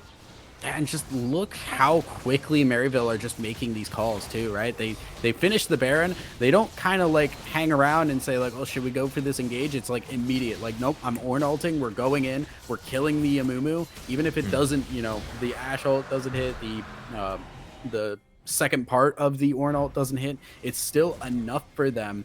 And it's going to at least give them an opportunity to get something out of it. Mid lane though, oh my God. Yeah. It's now at a point where Maryville is far too strong. Vultures gets out, but it'll leave Nightstar just zooming around, like you were saying, hoping for a better angle, right? He has ult, he has a pickaxe, so he can do some damage, but there's nothing substantial because of the rest of the team of Maryville that is here. They will have Shelly. Baron and Rift Herald. Top end. Yeah, this is a rough time. 2 more people are down. A big ult from Nukes to delay them. Mortis wants to find an angle there. Here comes Nightstar at the backside. There we go. One more auto. Pops the ult. Slows down. Gets one. But it might only just be the one. Get back, not stunned. Has to walk out as our Orange and Niles are left inside of the base. And our Orange ward hops, but will not be able to do anything else. Oh, he's gonna flash away. I don't think he's getting at. Oh my goodness. No shots. Okay. Really? Hello? No. No. He has no more words. He can't. What? Pulls it out of his pocket regardless. Doesn't matter. Oh, there we go. That was such a wild fight. Oh my god. Just barely surviving. Okay. All right. So That was wild. all things considered, Conviction gets a lot out of that, right? They got a lot of the kills. They lost their inhibitor. Yes, they are losing. They lost the Nexus turret as well. It's not great, but when you're in this situation, hey, at least you got some kills. That gold lead has shrunk a little bit, which does at least give them some level of opportunity. And Nightstar did get a 600 gold shutdown, which is very big for the Twitch. So now Conviction at least have a little bit more to play around with. The problem being that they do have these objectives that are going to still be a problem. That inhibitor still will push them in. And because it's that mid lane inhibitor too, it's really dangerous to try and move through their jungle on either side. Where they've seen how Maryville is now so heavily playing stack into the jungle as well, right? Because of how Conviction just had the opportunity to set up any vision at all. They've been playing around the darkness so often, and you've seen more than half the fires through this entire game have just been set up by Maryville, moving through inside and he finding pickoff after pickoff where it evolves into a 5v4, then 3, then 2, then 1. Niles is just go. As I say that, yep, he's just forcing them back. They have 2 minions. They walk the tower down, but this might be a weird spot for themselves. But now as I look at the tank across, Wade comes in, this tower should go down. Yeah, once again, Conviction, in terms of a 5v5 fight, they still don't really have much of an opportunity. And because Maryville's so grouped, it's hard to try and get any kind of pick. Maybe can catch on the rotate, but Nuke's a little bit too far forward, just going to go down. Easy pick off Nukes. Thought he could maybe still be bodyguard for the team, but yeah, he does have 2 full items now, so he's doing okay. But nonetheless, I will digress because right now Nightstar even hoping to get some wave clear down. Horn onto 1 arrow misses, but Ivan should still fall, as does the rest of the tower, and likely Convict his chances of getting back into this game. Ivan now gone to his dash 2 inhibitor as well, but they might not look for the end. If anything, there is a minion empowered super wave coming in. Now he gets a knock up on a 3, stuck in a tower, a lot of damage taken by him, a big stun by the Jacks, and the fight devolves. Nightstar tears apart the rest of Maryville inside of their own base, but Jetback still insanely strong. No shuffle here, 1 more auto. Oh, he lives! June survives. A killing spree for the Jace. Nightstar wants this. This is very sketchy. If Getback is still watching and waiting for that Twitch, it's an instant turnaround. But once again, they keep the tower up, they lose an inhibitor, and they do get some kills to try and turn things back a little bit. It's still, they're slowly bleeding out. They don't have another one of those trades in them at this point. They will just end up losing the game. Because of that, Conviction just, they have to pull the trigger now. They have to try and win a fight convincingly, and not just on the back of, with their backs to the walls and trying to hold on desperately for something here. This right now is Maryville's game to lose. Yeah. That's simply it. Where they were so painfully ahead that Conviction had almost no shot. But, you saw that the way the fights were devolving, things were messy but interesting. And even the pushes they had into the base where they assumed they were strong enough, but they forgot, right? It's Fortress can still stun, and Twitch can still do damage. Now Twitch has IE, so this is where things are scary. Oh no! Shoot the pick up again onto Nukes where he can't do anything. So that'll at least remove 1 form of CC. Well, it takes out the big form of CC to stop them from doing this Barret and go for a turnaround team fight. So it does mean that they can just freely take this without any real risk, because there's just no opportunity for an Amumu to just go in, ult, completely change the fight. They lose the Baron, they all hop over the wall, and now we're seeing Voxtrick just already in a little bit of trouble. And this Twitch still in the mid lane. Orange maybe going to look for something here off that. Entirely possible, but there's so many super empowered minions at the base, right? You have Baron buff here. They pretty much just have to ensure that the minions stay alive and Maryville wins the game. But instead, Ornhorn will go up first. Nice stopwatch, but it's gonna be onto Nightstar. He can't hide anymore. Fortress goes in. No more big old stuns as they're the first two to fall again. At Maryville, it's weird for a couple of seconds, but that will secure the 2-0 over Conviction. Dude, does get a kill. Hold on. Nightstar, unfortunately, just has to watch the Nexus fall. And, Maryville, I feel like in some ways similar to last game, had a really strong couple of points in that game, but did have some points where they just kind of played a little bit loose, kind of ended up not closing out where they could.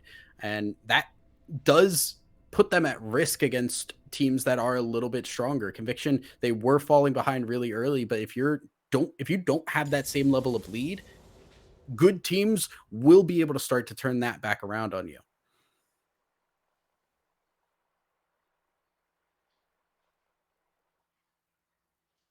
Mhm.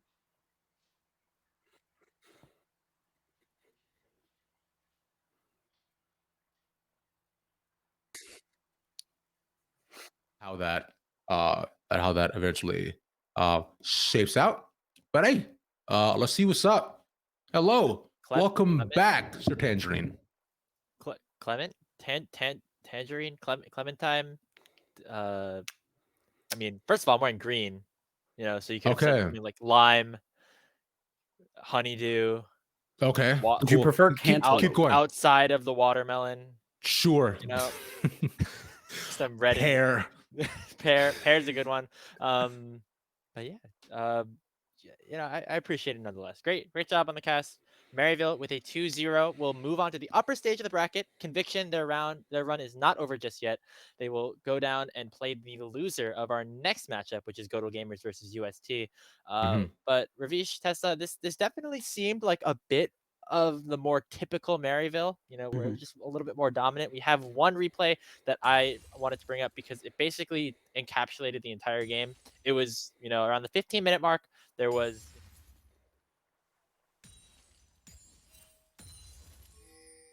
Yeah, this fight looked really good for Conviction for a bit, and unfortunately, just a little bit too aggressive on the second half of it. So, you'll see Maryville go in, and they start to do well. Nukes hits a really good Amumu ult, and the backup comes through, but Nightstar just still kind of struggling to get into this fight too terribly well.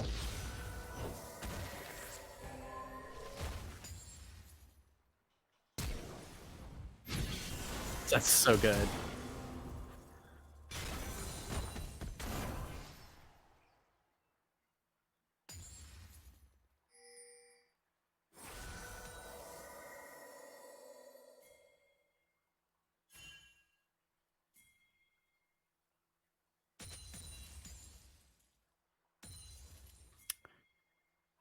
Yeah.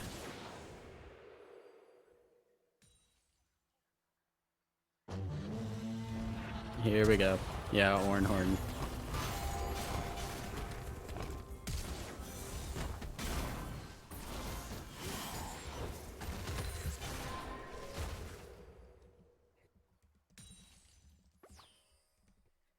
The lead and fight that they had pretty much in their hands. that's the flex right there with the muscles. Niles really just showing him this stuff. Yeah. Yeah. And I mean, the stopwatch from the Ashe too did a lot to buy Mhm. time there, because it meant that Algae didn't immediately get the kill and back out. The extra tower shots really turning that as well. Mm-hmm. I felt like Conviction had a lot of really good angles to get into the fights, Mhm. whether it was nukes on the Amumu, had like multiple 4 or 5 man ultis, or of course Voxtrix, as we saw earlier with the Jack stun. There was another one like at the end of the game too. And Aojin had a really good game on the Jace, but it just seemed like despite all of that, the lead that Maryville was able to build at the beginning of the game, despite not a ton of kills going over, just kind of made it so even though those engages looked good, Mhm. Conviction really weren't able to have enough damage to kill everybody without losing all of their members. And that seems to be the theme in both these games, right? Conviction, although finding good opportunities, just never being able to secure that final blow. It just happened far too often. And then because of that, if Maryville is alive, that means that you will die. That's the end of the story. Yeah, I mean, I think Conviction capitalized on a lot of the bigger mistakes that Maryville did. And that looked really good, but unfortunately Maryville very good at capitalizing on the little mistakes in the lanes and kind of the little macro mistakes where they always have that tempo going. They're never kind of just sitting around trying to look for something. They're always, you know, seeing it and pulling the trigger. And that tempo was really hard to keep up with, especially in game 2. Mm. Just always kind of that's what they do. That's kind of just what Maryville Yeah. do. It doesn't really matter who's on the roster, who's playing in the game, who their coach is. It's just whenever we see this team, it's just kind of really fast-paced like laning phases into just dominating the rift all through top to bottom. And that's Maryville's 7th straight win here in the North American Challengers League qualifiers. They have not dropped a single map and are looking pretty good as they move on to face the winner of UST, which of course would be a really fun matchup for them, little rematch of the CLO semifinals, or Godel Gamers, who you'll be seeing a little bit later on today. But Ravish, Tessa, thank you very much for joining us for this first series, the first cast of the qualifiers. Yeah, I'm just gonna. Okay, I thought Ravish was just gonna leave us there after He's just the good. He's camera, but done. um, that's it. Thank you Got that guys very superstar much. mentality. We're gonna take a short break, and when we come back, we'll have some new blood on the screen for our next series, which again is UST versus Godel.